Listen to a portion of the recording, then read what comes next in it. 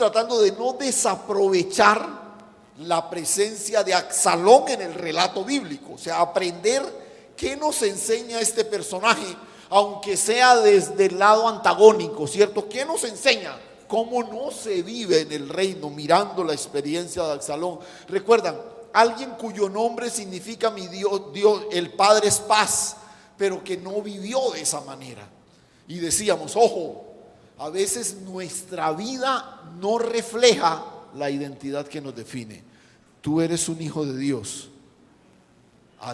Tus acciones tienen que expresarlo con elocuencia, con claridad, vivir de acuerdo a la identidad que nos define. Ahora, hoy mirando, repito, el ejemplo de Absalón o la vida de Absalón, quiero que observemos algo bien interesante. Y antes de entrar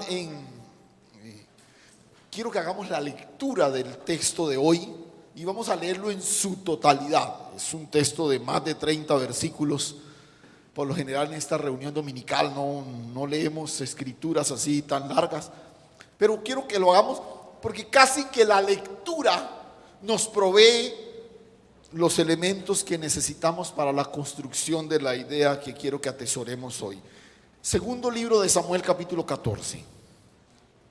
¿Lo tiene ya ahí? Segundo libro de Samuel, capítulo 14. Igual yo los alcahueteo un poquito, tenemos el texto en pantalla, pero es preferible que usted coja su Biblia, ¿cierto? Y la siga ahí desde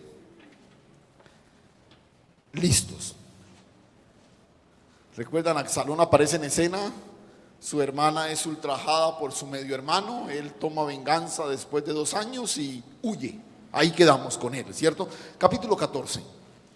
Conociendo Joab, hijo de Sarvia, que el corazón del rey se inclinaba por Absalón, envió Joab a Tecoa y tomó de allá una mujer astuta y le dijo: yo te ruego que finjas estar de duelo y que te vistas ropas de luto y no te unjas con óleo, sino preséntate como una mujer que desde mucho tiempo está de duelo por algún muerto, y entrarás al rey y le hablarás de esta manera.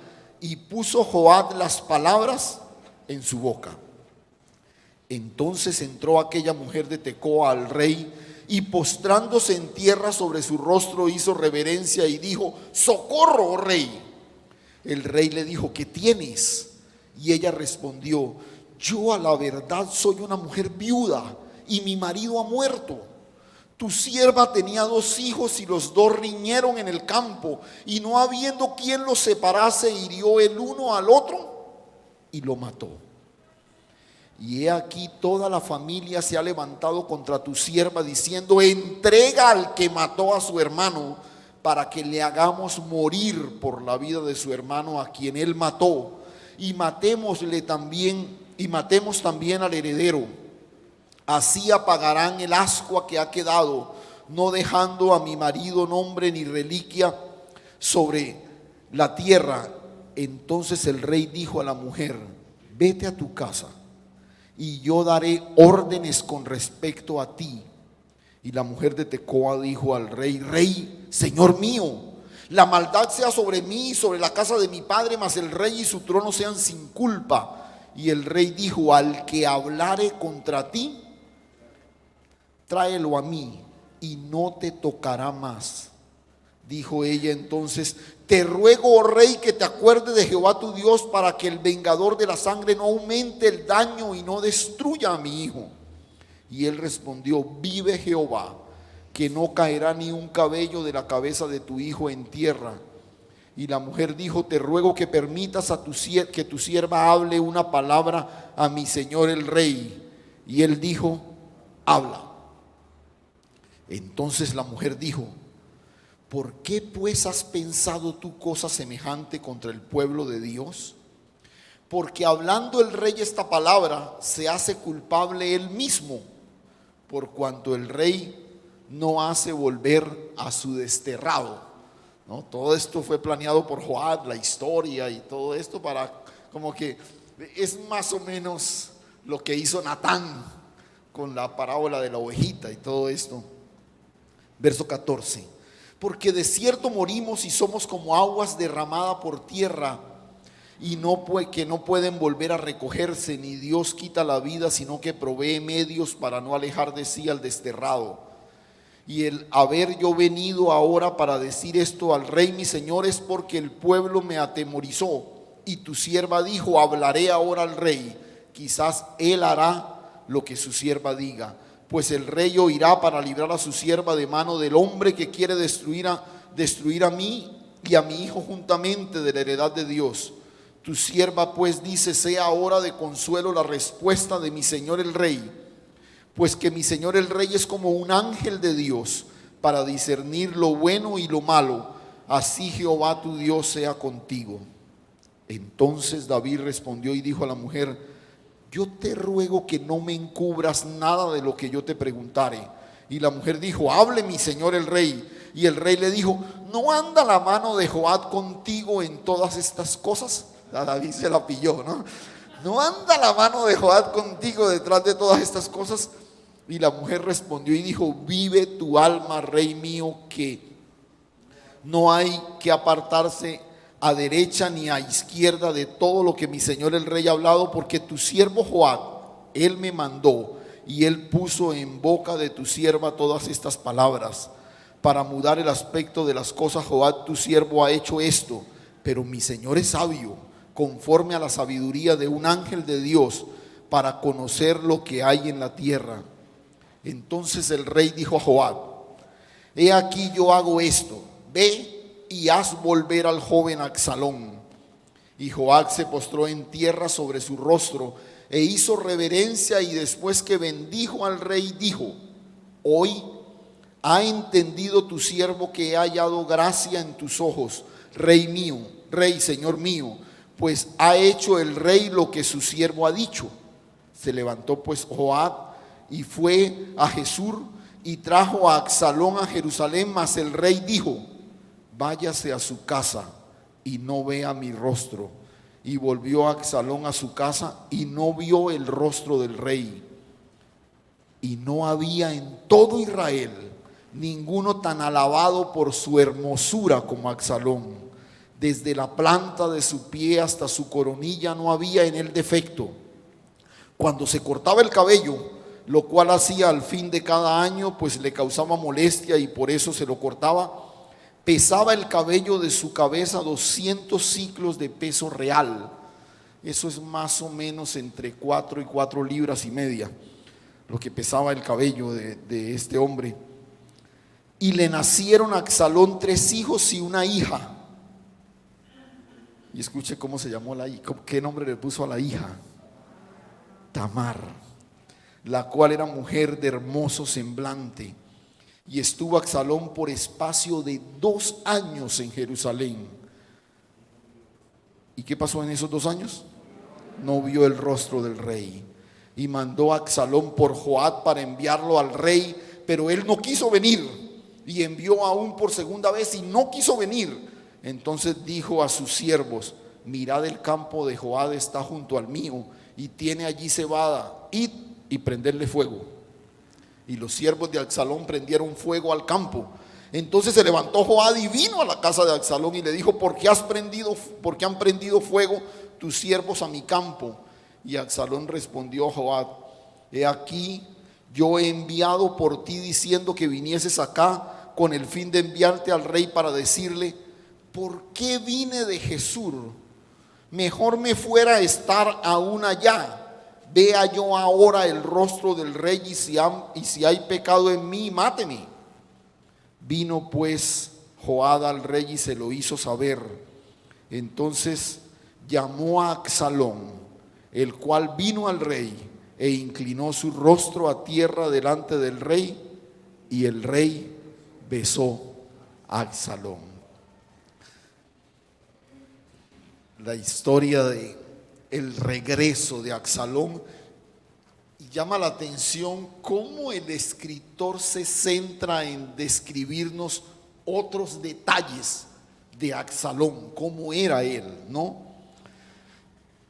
Pero ¿qué notamos aquí? Que la relación de David con su hijo Absalón se deterioró sustancialmente. Ahora, no es para menos, ¿cierto?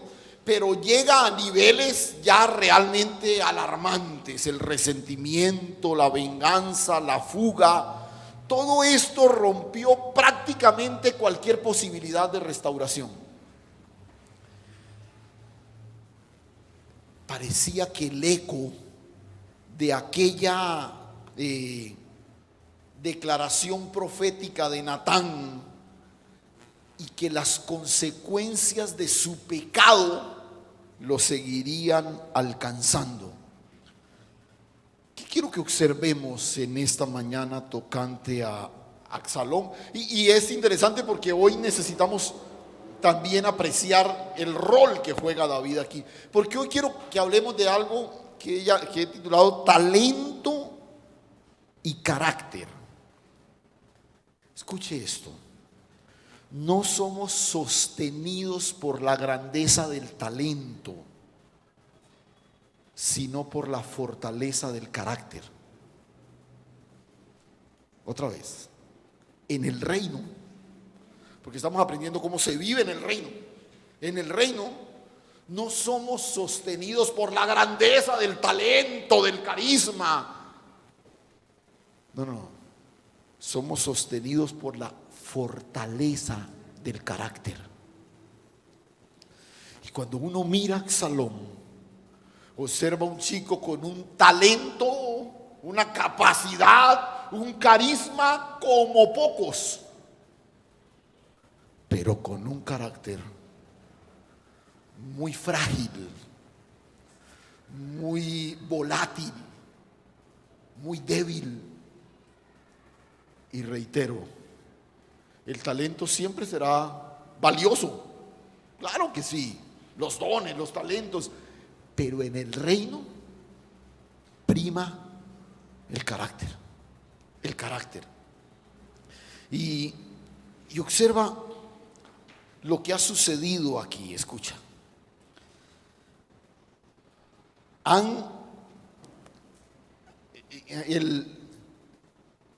ya son casi 7 años donde el reconocimiento, el arrepentimiento y el perdón han estado completamente ausentes. ¿Y por qué 7 años? Escuche, desde que Amnón deshonró a Tamar, desde ese momento cuando arrancó todo, ¿cuánto tiempo pasó hasta la venganza de Absalón? 2 años. Luego Absalón se va a la fuga. ¿Cuánto tiempo estuvo en Jesús?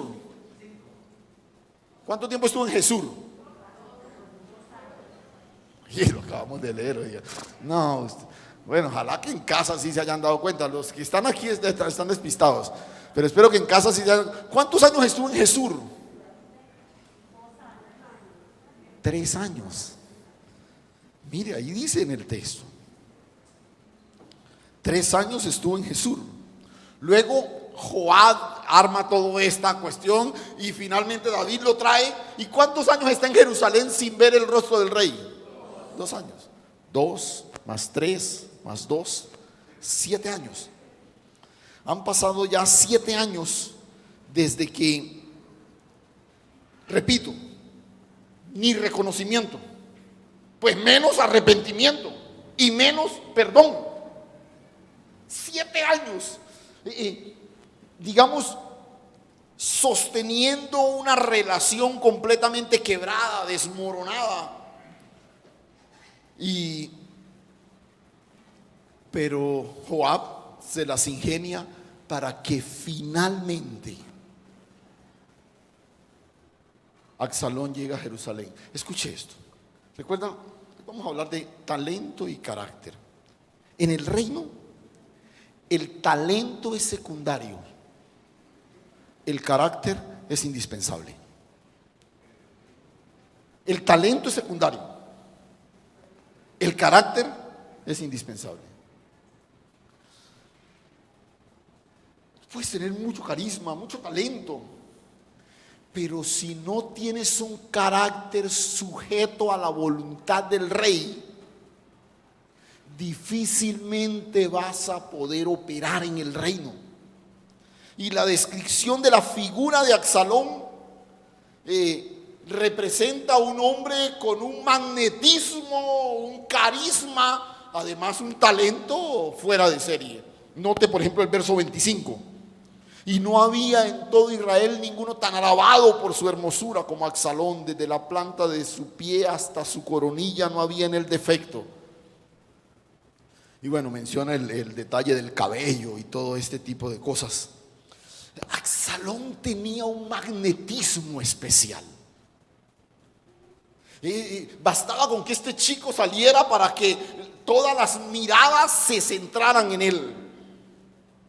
Y es muy interesante. Uno puede notar que el episodio con Amnón no pasó desapercibido para la nación. O sea, de alguna forma como que la gente sentía empatía con Absalón. El rey fue pusilánime, el rey no hizo nada, el rey ni siquiera corrigió a su hijo. Sin embargo, este muchacho se levantó y él sí hizo justicia. Y de alguna forma, note esto, era como que una mamá veía a Absalón y decía: ay, ¿cómo se sentirá de segura mi hija con un hombre así? ¿Cierto? Y ni qué pensar de la chica, ¿cierto? Que veían un tipo de estos. ¡Wow! ¡Qué espectacular! Un hombre que hace respetar a las mujeres, un hombre que tiene esa firmeza, un hombre que... O sea, Absalón tenía todo eso que de alguna u otra forma hacía que las miradas de toda la nación estuvieran centradas en él. Era probablemente el galán más cotizado del reino. Y el escritor no exagera, dice ninguno con la pinta de Absalón, ¿cierto? Ahí tenemos algunas diferencias de cabello y eso, pero bueno, no dejen. Pero escúchame esto. En el reino, el gran desafío gira en torno al carácter, no al carisma. ¿Sabes por qué? Porque en el reino es más importante lo que tú eres que lo que tú haces. No estoy diciendo que no es importante lo que haces, no, por favor. Estoy diciendo que es más importante lo que eres. Porque cuando tú estás afirmado en lo que eres, lo que haces es simplemente la expresión natural de lo que eres. ¿Ves? Lo que haces debe ser la expresión natural de lo que eres. Esto fue lo que no pasó nunca con Absalón. El padre es paz, pero Absalón sembró violencia a su paso todo el tiempo. Absalón fue un hombre muy hábil. Absalón fue un tipo calculador. Absalón era un hombre con un liderazgo arrollador y con un nivel de astucia que le permitía alcanzar todos los propósitos. Nota, por ejemplo, cómo hizo que Joab viniera, ¿no? No quiere venir y lo mandó llamar. No quiere venir, pues quémenle ahí el campo. Y ahí mismo apareció el hombre. ¿Cierto? El tipo no tenía problema, él se inventaba lo que fuera. Este era un hombre con una capacidad impresionante. Nota, por ejemplo, cómo calculó sigilosamente su venganza. Le tomó 2 años, pero tal como lo planeó, así ocurrió. Pero su carácter era explosivo, vengativo, soberbio, dominado por la ira, por la venganza y sobre todo por su propia opinión. Por su propia opinión. Y lo interesante de este relato del capítulo 14 es que vemos las flaquezas, lógicamente, de Absalón, pero también podemos apreciar algunas flaquezas en el carácter del mismo David. Ahora, ¿cuál era la diferencia entre Absalón y su padre? Que mientras Absalón nunca, no hay una sola mención de que en algún momento reconociera su pecado y pidiera perdón. A diferencia de eso, David no tenía problemas en permitir que la mano de Dios lo quebrantara, venir postrado ante el Señor y sujetarse al señorío de Dios en su vida. Ese es el gran desafío, mantener mi carácter bajo sujeción. Escucha esto: un talento arrollador que no va de la mano de un carácter sujeto a Cristo nunca cosechará la complacencia de Dios, aunque atesore el aplauso de todo el mundo. Repito: un carácter arrollador que no va de la mano, un talento arrollador que no va de la mano de un carácter sujeto a Cristo, nunca cosechará la complacencia de Dios. Repito, aunque tengas el aplauso de todo el mundo. Y que después de haber leído este relato, quisiera que, porque les dije, el gran desafío es el carácter. ¿Qué aprendemos tocante al carácter en este relato? ¿Qué lecciones nos regalan Absalón y David y que podemos incorporar a ese permanente desafío de mantener el carácter en sujeción o bajo sujeción a Cristo? Entonces, hay algunas cosas que quiero destacar. La primera de ellas, escucha, estamos hablando de carácter. Si tú vas a cultivar el carácter, fortalecer el carácter, primero, no hagas las cosas por presión.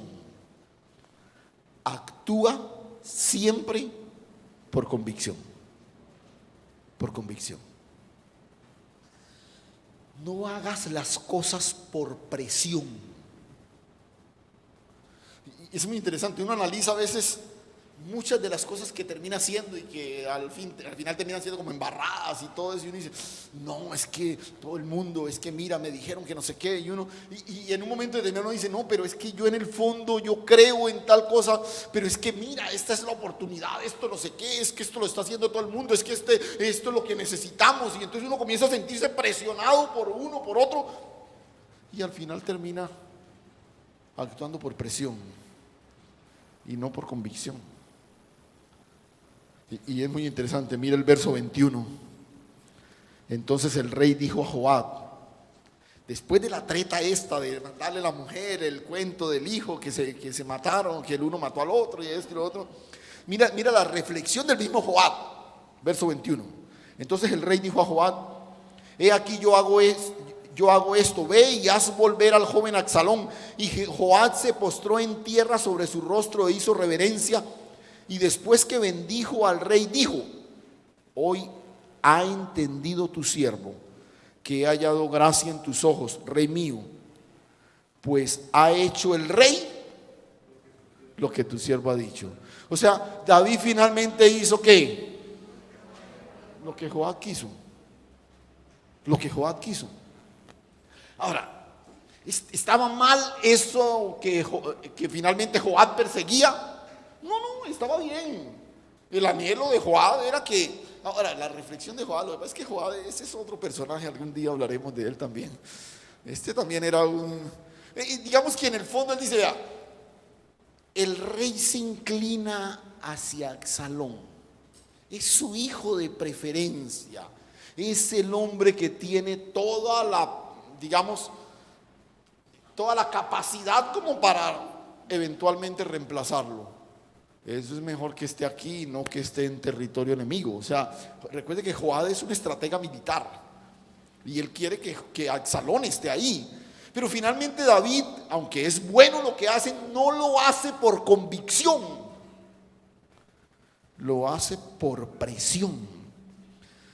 Y David finalmente permite el regreso de Absalón. ¿Por qué? Por todo el montaje con esta señora que hizo Joab. Parece que el favoritismo de David por Absalón lo conocía todo el mundo.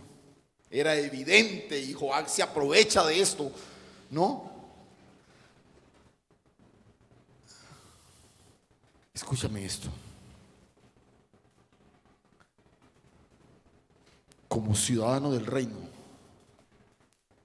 cuando no hacemos lo que tenemos que hacer, por lo general terminamos haciendo lo que otros dicen. Cuando no hacemos lo que tenemos que hacer, terminamos haciendo lo que otros dicen. Por eso tú me has escuchado infinidad de veces hablarte de la importancia de las convicciones.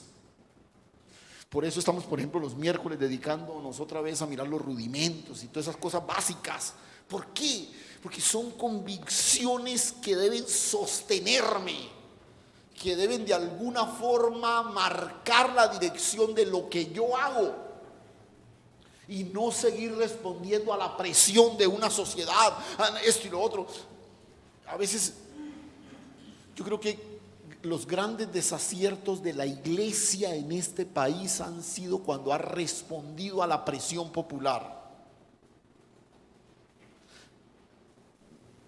Y voy a mencionar algo simplemente así porque se me vino en este. Por ejemplo, la iglesia en Colombia incursiona en política no por convicción, sino porque en un momento determinado nos creímos el cuento de todo el mundo de que somos una fuerza electoral y que somos muchos ya en el país y esto y lo otro, y terminamos siendo usados por los grandes movimientos políticos del país. Otra vez, qué bueno tener una convicción política que lleva a la iglesia a incursionar por convicción. Pero los grandes movimientos de la iglesia en la política han sido más por presión. Y es muy delicado cuando actuamos por presión. David no tiene la convicción que debe procurar una restauración con su hijo, y esto es lo grave. Porque escúchame, sí, es grave que finalmente haga lo que Joab diga, pero es mucho más grave aún que este tipo no sienta que es una obligación restaurar la relación con su hijo. Lleva 3 años por allá, luego viene y 2 años más.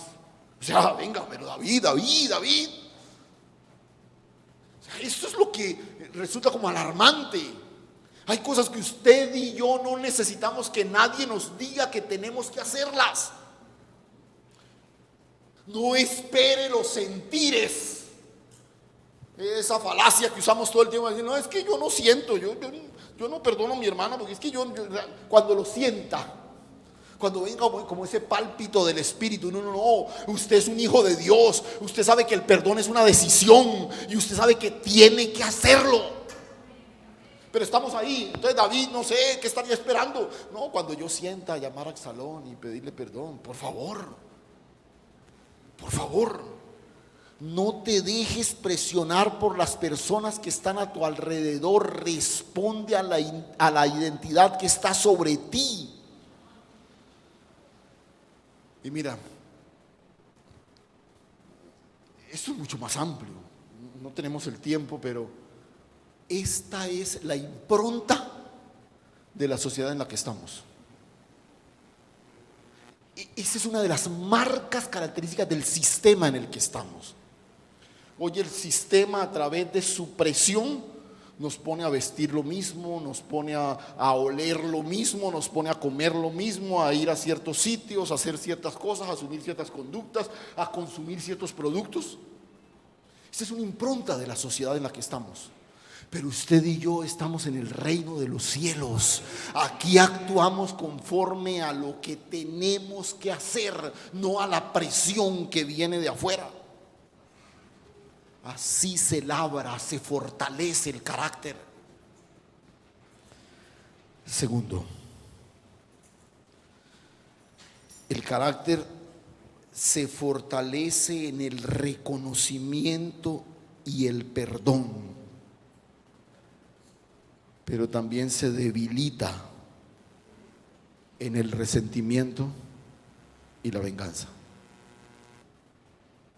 El carácter se fortalece por el reconocimiento y el perdón. Somos engrandecidos por la mano de Dios cuando nos quebrantamos y podemos reconocer ante Dios y ante otros nuestros errores y pedir perdón. Pero cuando usted alberga el resentimiento, cuando usted se niega a perdonar, como vimos el recorrido que hicimos el domingo anterior, fácilmente usted desemboca en venganza. Absalón tomó venganza con sus propias manos, huyó y escuche esto, nunca reconoció el tamaño de su falta y jamás sintió la necesidad de pedir perdón.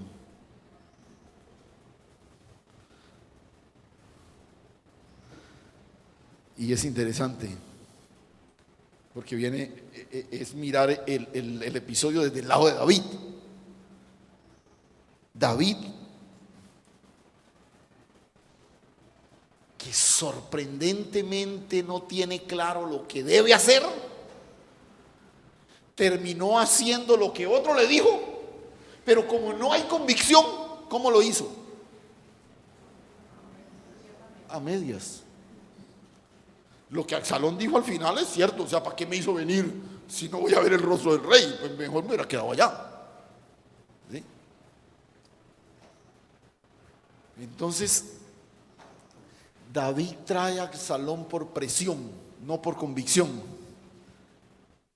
y termina agrandando más el tamaño del problema. Porque la brecha del resentimiento se hace mucho más grande. Y nota, el asunto de David viene desde mucho más atrás. No castigó a Amnón, nunca garantizó la restauración del honor de Tamar, su hija, no propició la reconciliación entre los dos hermanos, y luego cuando Absalón toma venganza, nunca lo buscó para castigar su acción y reconciliar la relación.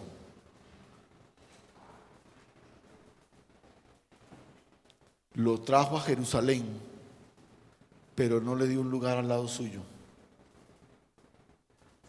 Si notas, el resentimiento se hizo cada vez más grande, más grande. Y lo hizo así, como lo dice en el verso 24, mas el rey le dijo a Joab, váyase a su casa, refiriéndose a Absalón, y no vea mi rostro. Y Absalón volvió a su casa y no vio el rostro del rey. Esta es una historia donde los distintos actores nunca vieron el perdón y la restauración como una prioridad. Yo mencioné esto tangencialmente el domingo pasado y quiero ampliarlo un poquito ahora. Y es que no sé quién nos metió a nosotros en la cabeza la idea de que el tiempo tiene facultades curativas. De pronto, en una cuestión, tú te haces un rayonazo en la mano, pero en lo que tiene que ver con las heridas del alma, no. El tiempo no perdona pecados, el tiempo no sana heridas, el tiempo no resuelve situaciones pendientes. Eso lo hace Dios cuando invocamos su autoridad y nos sometemos a Él, aleluya. Es Él el que perdona pecados, es Él el que sana heridas, es Él el que restaura relaciones. Pero el tiempo, eso se le pasa. Aquí tenemos una familia que permitió que el tiempo asumiera la dirección de esa tensión que había.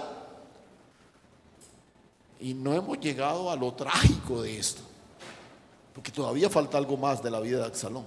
No hemos llegado realmente a lo trágico que sucedió con Absalón. Cuando Absalón decide ver el rostro de Dios, del rey, perdón, al final, recuerda que dice: dígale, ¿para qué me trajo? Entonces, llevo aquí 2 años sin poder ver el rostro del rey. Pues, nota, miremos el verso 32. Absalón respondió a Joab: aquí yo he enviado por ti diciendo que vinieses acá con el fin de enviarte al rey para decirle: ¿para qué vine de Jesús? Mejor me fuera a estar allá. Vea yo ahora el rostro del rey, y si hay pecado en mí, máteme. Nota, Absalón está presionando para ver al rey, pero nota la actitud con la que llega. ¿Sí ves? Absalón no llega con contrición, no llega suplicando perdón, más bien llega con soberbia, llega con prepotencia. A ver, es que yo hice algo, pues dígamelo de frente, ¿cierto? Es como... Ahora, ¿será que Absalón dudaba que había pecado en él? Escuche esto, yo creo que a estas alturas, sí. Quizás a estas alturas él estaba convencido que él era el héroe del relato. Él era el héroe del relato. Y a veces nos pasa eso, porque estamos tan centrados en nuestros reclamos de derechos y privilegios que se nos olvida que en el reino no se trata de nosotros, se trata del rey. Se trata del rey. Un tercer aspecto tocante al carácter. El carácter se nutre y se desarrolla en la comunión íntima con el rey. No es de extrañar la flaqueza en el carácter de Absalón.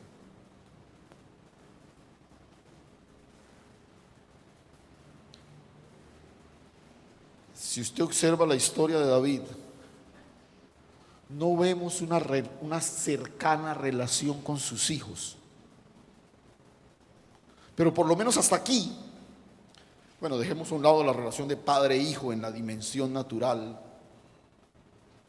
pero hasta aquí nunca hemos visto a Absalón levantando un altar para Dios.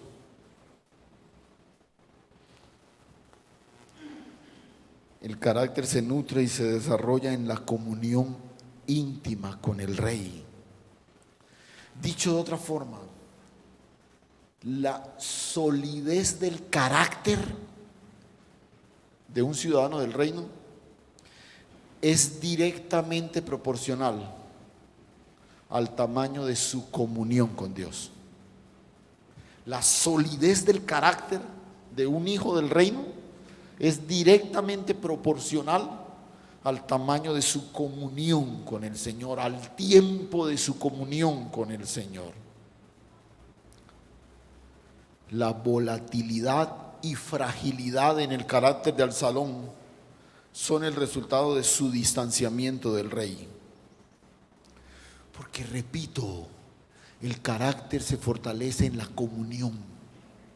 En la comunión.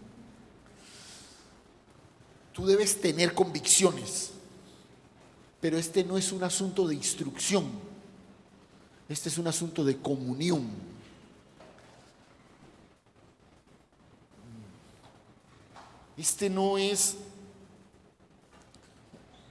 El carácter no es algo que tú puedas enseñar, es algo que se imparte.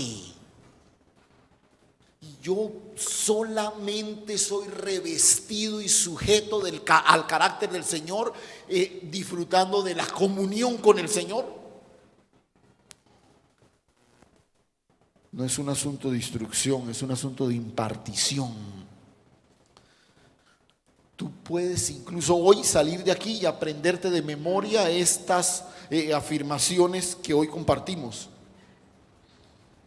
Pero esto no va a garantizar la fortaleza de tu carácter.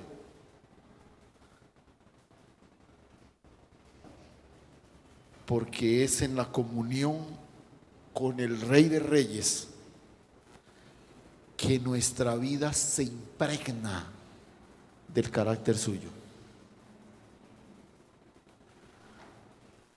Absalón lleva 7 años sin comunión cercana con David. Como te decía hace un momento, no tenemos registros de Absalón levantando altares para Dios, ofreciendo sacrificios al Señor. No lo vemos preocupado por el arca de Jehová. No conocemos un solo salmo de autoría de Absalón. Es en la comunión que se nutre y se desarrolla el carácter. Pero hay una cosa más que quiero mencionar para finalizar nuestro acercamiento a este tema. Escucha esto. No permitas que tus acciones escondan intenciones no manifiestas. No permitas que tus acciones escondan intenciones oscuras o no manifiestas, porque puede que no sean malas, pero recuerda que te dije que en el reino es más importante lo que tú eres que lo que tú haces. Pero lo que tú haces debe ser el reflejo de lo que tú eres. O sea, lo que yo hago no debe tener una intención oculta. ¿Por qué? Porque es la manifestación natural de lo que yo soy.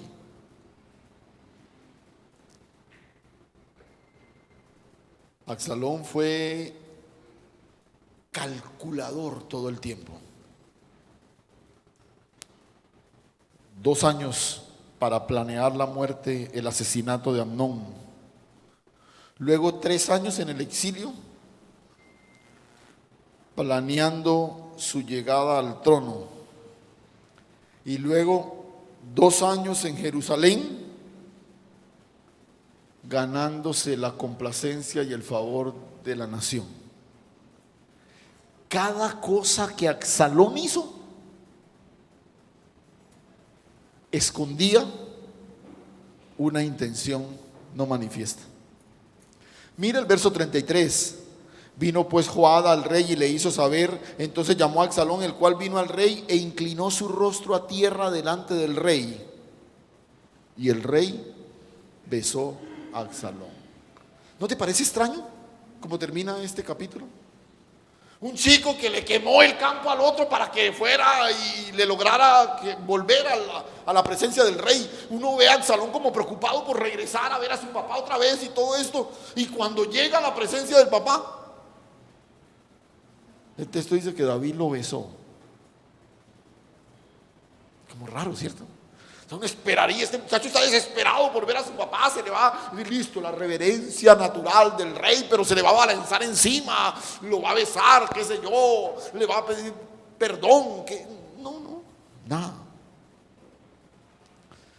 Los 2 años en Jerusalén sin ir a la presencia del rey le sirvieron para hacer visible su figura ante la nación. Y parece que la urgencia de ver al rey era simplemente la última pieza en el rompecabezas de su plan de acceder al trono y al poder por sus propios medios. Era muy difícil que la nación lo aceptara si él no tenía acceso al palacio. Tener acceso al palacio legitimizaba sus aspiraciones de poder ante los ojos de toda la nación. No es que Absalón estuviera preocupado, angustiado, desesperado por ver a su papá nuevamente. Parece que lo que buscaba era que las personas a su alrededor se convencieran de que él tenía el aval del rey para sus aspiraciones de gobierno. Por eso incluso algunos de los más fieles hombres de David terminaron respaldando a Absalón cuando decidió tomar el trono.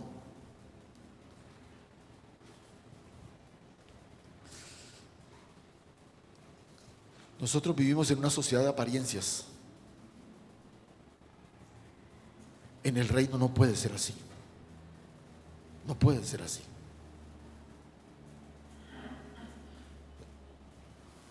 Mis acciones tienen que ser el fiel reflejo de las intenciones que las motivan.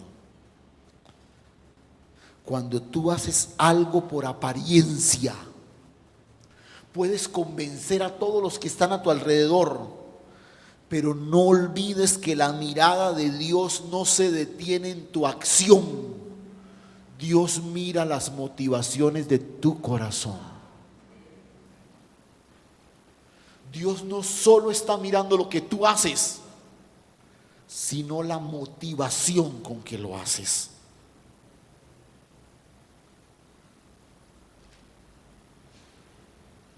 Yo soy un convencido que el hombre para el trono en Israel era Absalón. Tenía todo el talento, el porte, la capacidad, la inteligencia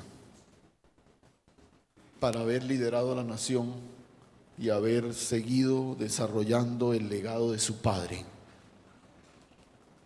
Un hombre con mucho talento, pero con muy poco carácter. Y el asunto es que el carácter es algo que se mantiene estable, inmóvil. Nosotros a veces nos hemos creído la falacia de que sí, a veces nos desviamos, a veces nos fracasamos, porque es que no, yo estoy en un sitio donde hay mucha presión y de la gente y a veces uno pues termina cediendo. Escúchame, el carácter es lo que te mantiene firme aún en medio de las presiones más avasallantes que haya a tu alrededor. Esa es la diferencia. No importa dónde estés, no importa el lugar de tu asignación, tu carácter te va a mantener firme en lo que tú eres. Y tú no eres lo que la gente dice, tú eres lo que Dios ha dicho que eres. No importa dónde estés, no importa con quién estés. Es más, no importa si hay toda una cantidad de gente tratando de desviarte, ellos se enderezarán antes de que tú te desvíes. Así debe ser.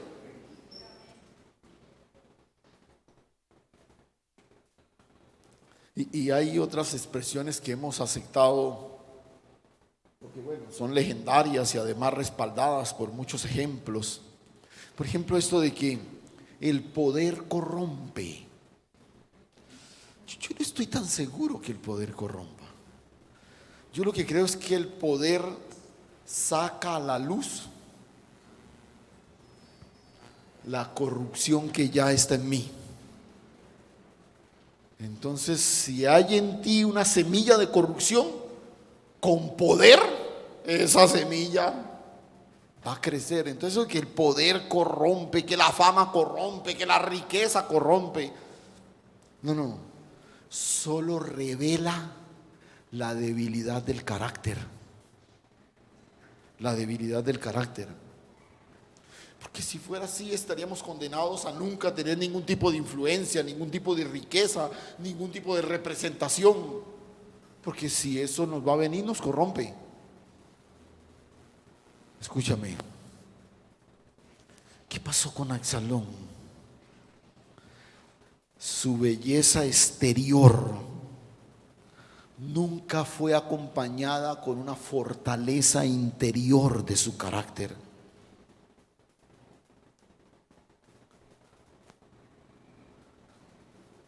El carácter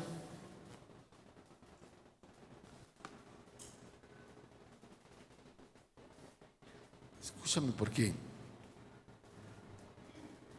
en medio de todo el cuadro que hemos visto, suena como irónico lo que te voy a decir, pero realmente lo que quiero que quede impregnado en tu corazón es lo que te voy a decir en los próximos minutos.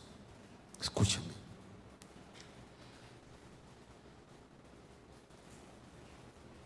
Cuando tú eres trasladado al reino, nosotros somos desafiados. Escúchame esto, por favor. No a mejorar nuestro carácter, no a editar para bien nuestro carácter. No. Es a desarrollar el carácter de Cristo. Amén. Es a desarrollar el carácter de Cristo. De eso se trata. Es el carácter de Cristo formado en mí. Es hasta que todos lleguemos a la medida de la estatura de la plenitud de Él. Y recuerda que aprendíamos hoy que el carácter se nutre, se forma, se desarrolla es en la intimidad con el Señor. Pablo lo dice claramente allá en 2 de Corintios 3:18. Un texto que hemos tocado en muchas ocasiones. Por tanto, nosotros todos, mirando a cara descubierta como en un espejo la gloria del Señor, ¿qué pasa con nosotros? Somos transformados de gloria en gloria en la misma imagen como por el Espíritu del Señor. Yo te lo he dicho de esta forma.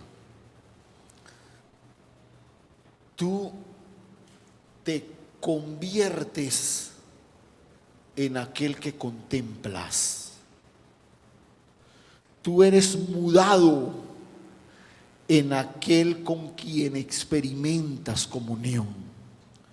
Nosotros todos, mirando a cara descubierta como en un espejo la gloria del Señor, o sea, contemplando su gloria, somos transformados a su imagen, a su imagen.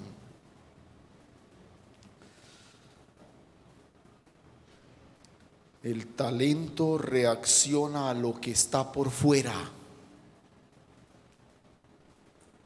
El carácter es la expresión de lo que está dentro. Dentro.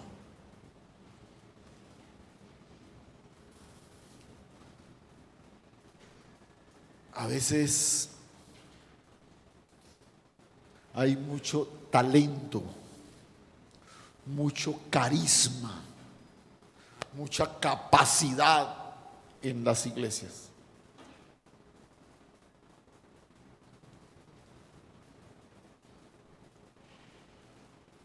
El talento reacciona a lo que está afuera. El carácter es la expresión de lo que está dentro.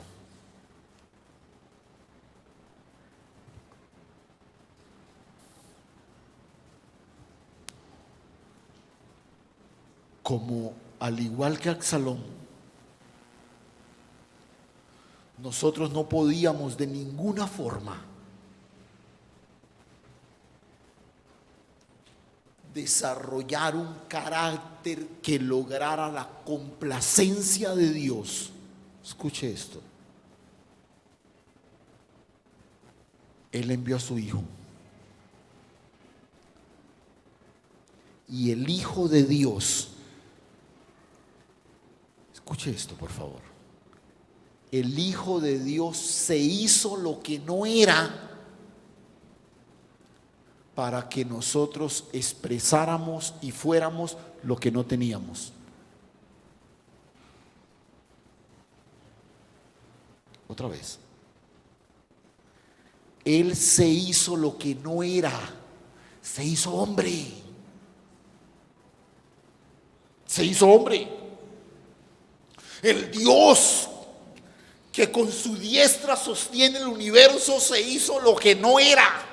Se hizo como uno de nosotros para que nosotros tengamos y expresemos lo que no teníamos.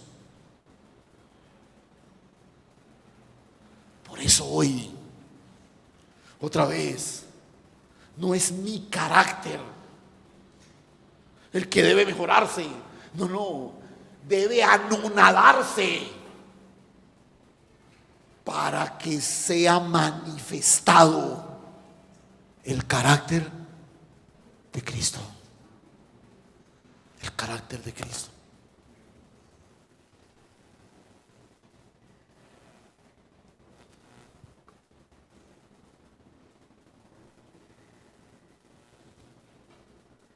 Este es nuestro gran desafío.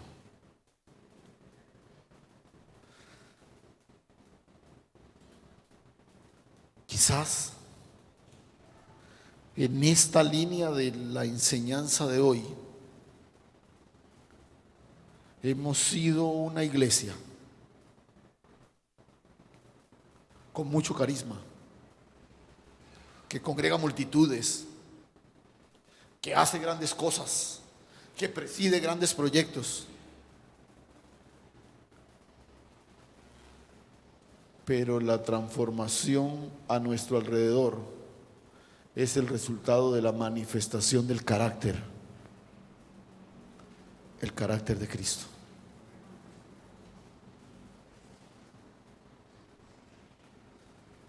Porque es el carácter de Él el que lo hace visible a Él en medio del lugar donde tú estás.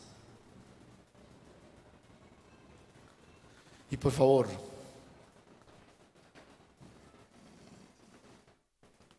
siempre te pido esto, pero hoy de manera especial, porque esta es una cosa que tiene que ver con un desafío de reino para nosotros en forma individual. Revisa cada una de estas cosas que hoy vimos. Quizás podemos descubrir que no actuamos por convicción, sino que respondemos más a la presión de lo que está a nuestro alrededor. Probablemente no hemos hecho del reconocimiento y el perdón una constante en nuestra vida, sino que hemos dado lugar al resentimiento y a la amargura. Quizás sabemos muchas cosas, pero resulta que el carácter no es el resultado del aprendizaje, sino es la impartición de la vida de Cristo. Por eso lo clave no está en lo que sabes, sino en la comunión que disfrutas con aquel que te da. Ni siquiera en lo que tienes, sino en la comunión que disfrutamos con Él.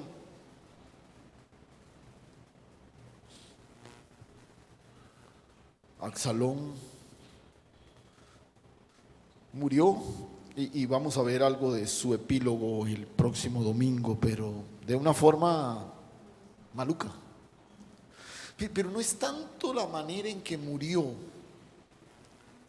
sino fue todo el dolor, la vergüenza que trajo a toda la nación.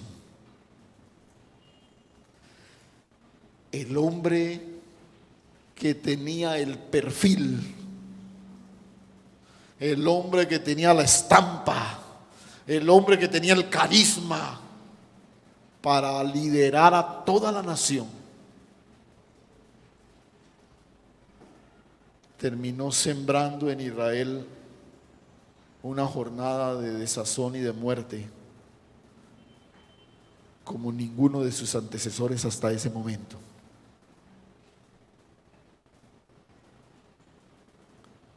¿Cómo se vive en el reino?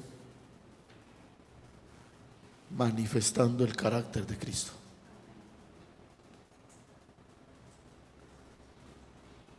Que todo lo que tú hagas sea simplemente la expresión de lo que tú eres. Cierra tus ojos un momento.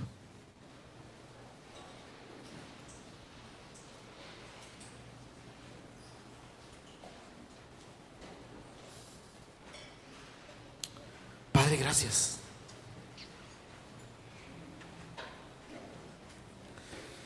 Gracias, Señor.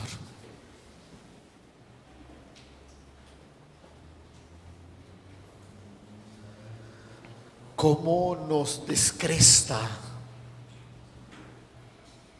el talento, el carisma, las capacidades de tantas personas. Vemos deportistas, por ejemplo, con habilidades casi que superhumanas, que terminan su vida presos de alguna adicción,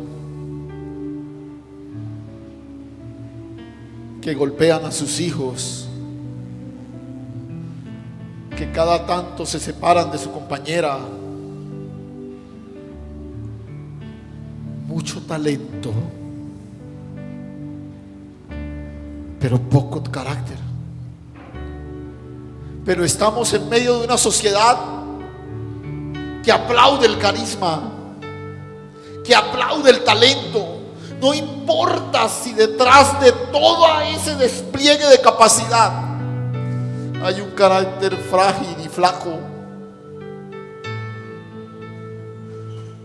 No queremos, Señor. No queremos, Señor, vivir bajo esa realidad en el reino. Porque en el reino de los cielos, el lugar al que pertenecemos, no somos sostenidos por la grandeza del talento, sino por la fortaleza del carácter. Aquí estamos, Señor. Yo quisiera invitarte ahí donde estás, ahí en casa, porque este es un momento para poner el carácter bajo sujeción. El reino necesita la manifestación del carácter de Cristo, y solo se da a través de los hijos de Dios. Tenemos tanto talento, músicos que han ido a los grandes premios de las academias, hombres que han construido verdaderos emporios, grandiosos escritores, y tanto talento en medio de las iglesias. Pero queremos, Señor, que todo cuanto hagamos sea la expresión natural de lo que tú has hecho en cada uno de nosotros, Señor. Hoy abrimos nuestros ojos espirituales para contemplar tu gloria y ser transformados a tu imagen, Señor. El Dios que se hizo lo que no era para darnos lo que no teníamos. Gracias, Señor. Hoy, Señor, queremos estar prestos al reconocimiento, al arrepentimiento, al perdón, a la comunión. Aunque tengamos que deponer nuestros derechos, aunque tengamos que renunciar a nuestros privilegios, que tu carácter se haga visible a través de nosotros, Señor.